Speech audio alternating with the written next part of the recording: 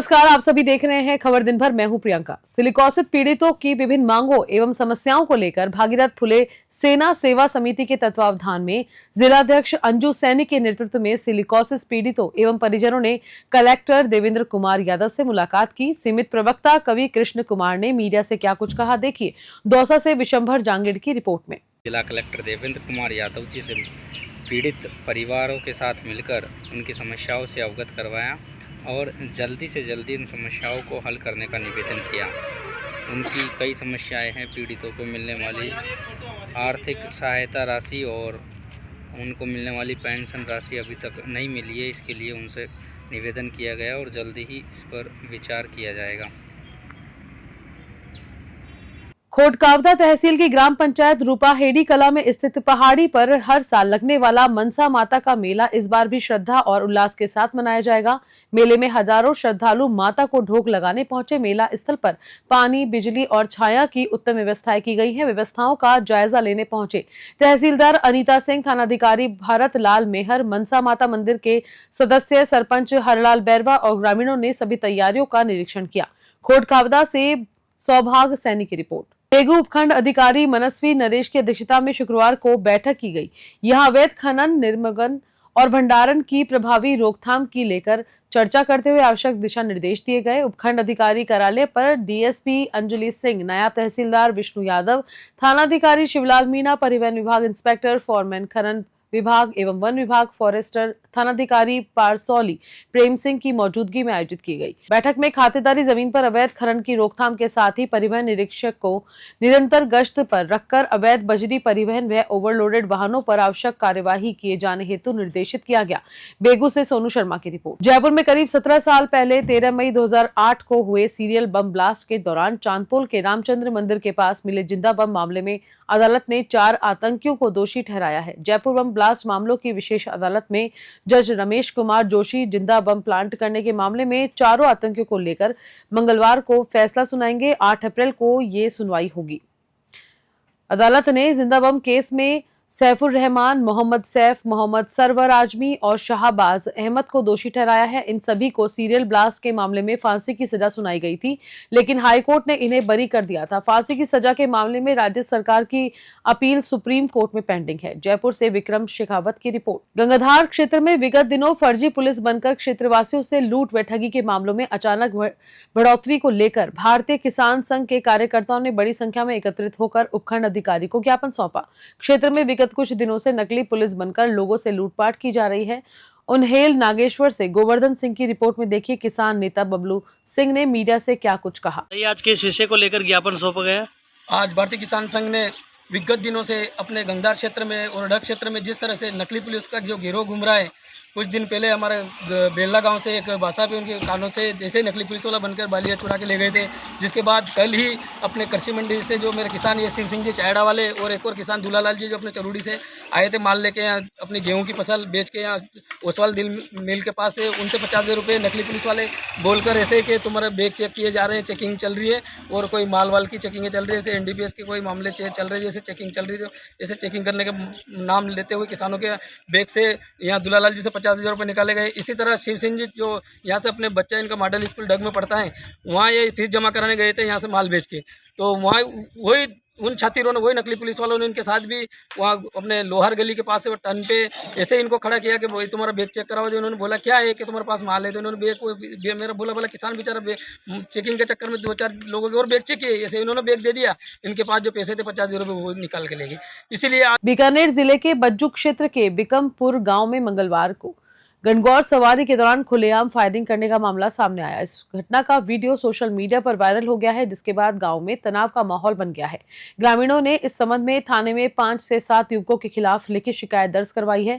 थानाधिकारी आलोक सिंह ने बताया कि मामले में शिकायत प्राप्त हुई है और वायरल वीडियो की भी जांच की जा रही है। बीकानेर से लोकेश भौरा की रिपोर्ट। खबर रेवदर से है, जहां थल ग्राम निवासी हरदाराम कोली के भुगलावा कृषि कुएं पर बने रहवासी बाड़ी में अचानक आग लग गई। आग इतनी भयानक थी कि उसमें बंधी एक गाय जिंदा जल गई। वहीं 2 मोटरसाइकिल समेत बाड़ी में रखा अन्य सामान भी जलकर पूरी तरह से खाक हो गया। आग की लपटें देखकर आसपास खेतों में काम कर रहे लोग मौके पर पहुंचे। सूचना मिलते ही अनादरा पुलिस भी घटनास्थल पर पहुंची और ग्रामीणों की सहायता से आग पर काबू पाया गया। अभी तक ये स्पष्ट नहीं हो पाया है कि आग किस वजह से लगी। रेवदर से नरेश चौधरी की रिपोर्ट। डीडवाना उपखंड के नजदीकी ग्राम थानू में एक खल से भरा हुआ ट्रेलर अचानक अनियंत्रित होकर पलटी खा गया। पलटी खाने की वजह से ट्रेलर में भरी खल की बोरियां सड़क पर बिखर गई। वहीं हादसे की जानकारी पर डीडवाना थाना पुलिस एवं ग्रामीण मौके पर पहुंचे। पुलिस के द्वारा सारे घटनाक्रम की जानकारी ली गई। किसी तरह कोई बड़ी जनहानि, बड़ी दुर्घटना नहीं हुई। डीडवाना से गुलाब नबी आजाद की रिपोर्ट। डीडवाना जिला मुख्यालय सहित प्रदेश भर में राजस्व मंत्रालय कर्मचारी संघ राजस्थान के आह्वान पर कर्मचारियों के द्वारा अपनी मांगों को लेकर जयपुर में आयोजित महारैली में सम्मिलित होने हेतु कर्मचारियों ने सामूहिक आकस्मिक अवकाश किया।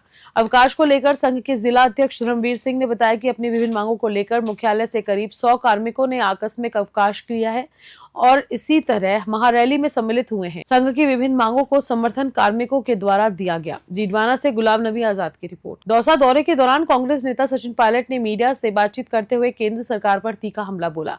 उन्होंने कहा कि मणिपुर में राष्ट्रपति शासन लगाने का बिल संसद में रात 2 बजे लाया गया, जो लोकतांत्रिक परंपराओं के खिलाफ है। पायलट शुक्रवार की दोपहर करीब 2 बजे दौसा जिला मुख्यालय के पास रलावता गांव में किसान सम्मेलन को संबोधित करने पहुंचे थे। उन्होंने कहा कि पुलिस प्रशासन पर सरकार का कोई नियंत्रण नहीं है। पिछले दिनों सीकर और भीलवाड़ा में बड़ी घटनाएं हुई।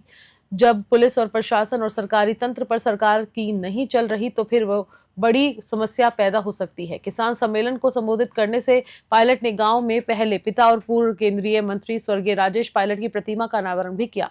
दौसा से ब्यूरो रिपोर्ट। देखिए, आप ये टाइमिंग देखिए, मणिपुर में राष्ट्रपति शासन लगाना है, वो बिल संसद में रात के 2 बजे लाया गया।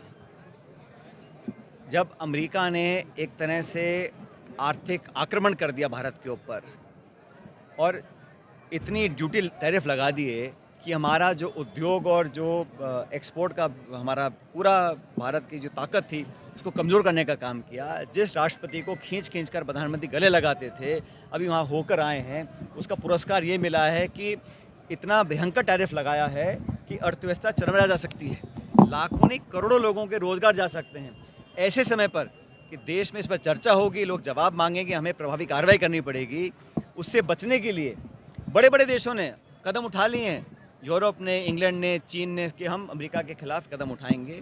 भारत अभी तक चुप है और उस जवाब देने से बचने के लिए इस बिल को लेकर आए हैं। और हम लोग तो चाहते हैं अगर किसी भी क्षेत्र में आपको कुछ कमियां दिखती हैं, कुछ गलतियां हुई हैं, उसको सुधारने के लिए आप रिफॉर्म करना चाहते हैं, उसमें कोई आपत्ति नहीं है।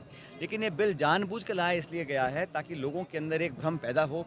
धर्म के नाम पर लोगों का जो बंटवारा करने की कोशिश भाजपा हमेशा करती है, उसी रास्ते वो चलना चाहते हैं। और हमें लगता है कि पूरे विपक्ष को 234 विपक्ष के इंडिया अलायंस के सांसद हैं, जिस प्रकार इस बिल को लेकर आए हैं, जिस जल्दबाजी में लेकर आए हैं और जिस मंशा से लेकर आए हैं, उस पर बहुत बड़े सवाल उठते हैं। और मुझे लगता है कि ये जानबूझ के एक द्वेषता पैदा करने का माहौल निर्मित करने का काम भाजपा कर रही है।